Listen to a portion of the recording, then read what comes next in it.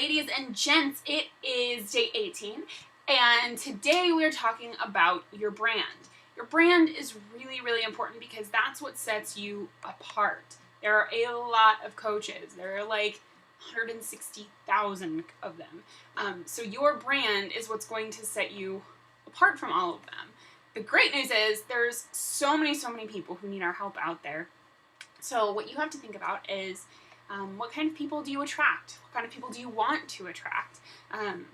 Lots of you on our team are already small business owners, so you understand how to brand for what you want to bring in. And it's something that Alex and I go around the country speaking about, talking about, and it's really, really important for every kind of business. So when we started, it was kind of hard to think about this in those terms. We kind of had to turn it on its head a little bit. But it's actually really easy. You just have to sit down and go, okay, well, who do I want to bring in? And that's also hard at first because you're like, everyone, anyone. So you have to think about like, who do you want to bring in as customers and who do you want to bring in as coaches, because eventually your team is going to be a reflection of the type of people that you bring in. Your team is going to be a reflection of your brand. So you can't just go out, you can't just steal someone else's brand, you can't just be someone else. You have to figure out who you are, because what works for somebody else isn't going to work for you. It's really, really easy to go to, someone's page who has a ton of likes and go, I'm going to copy this, this, and this, take it to you, and have it not do anything. And the reason is because people can tell when it's not you. People can tell when you're faking it. So don't fake it. Be yourself. And that's so important with your brand. You have to bring that in. You have to be yourself because you are your brand. So let's talk about a couple different things that we can see. So the Set Your Soul on Fire team has a very definite brand. It pulls in a very specific type of person. Amy she loves nature. She's very creative. So a lot of the people on our team are very creative.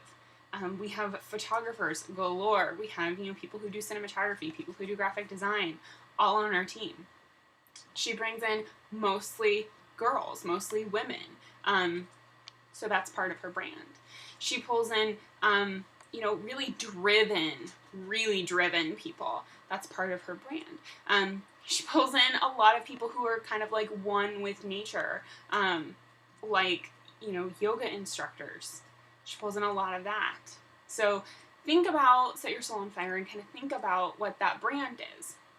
Now, Like a Fox, or Fit Like Foxes, hasn't been around for not even close to as long, but we kind of have our own little brand going on, right? So we have, a lot of small business owners, we have a lot of people who already understand how to run a business, which is really cool, that we already have some experience going on here. We also are a really creative team. We have photographers, cinematographers, bakers. We have just this really cool group of artists that are all together, figuring all of this out together, and it's really cool because we all bring something really different. So the great thing about this is Set Your Soul on Fire has been around for, I think, 2-ish years, maybe a little bit longer, but it's evolved over time. Even since I've been a part of it in the last year, it's evolved so much.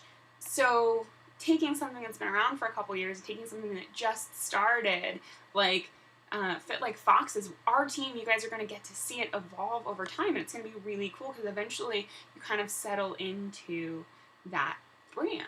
And it'll be more definable, it'll be easier to see, and the same thing will happen for you. When you start your brand, the more you get into it, the easier it's going to be, and the more you're going to settle into it, you're going to get your footing, you're going to know exactly what to do, and you're going to know what works, and you're going to know what doesn't, and you're going to understand your little brand.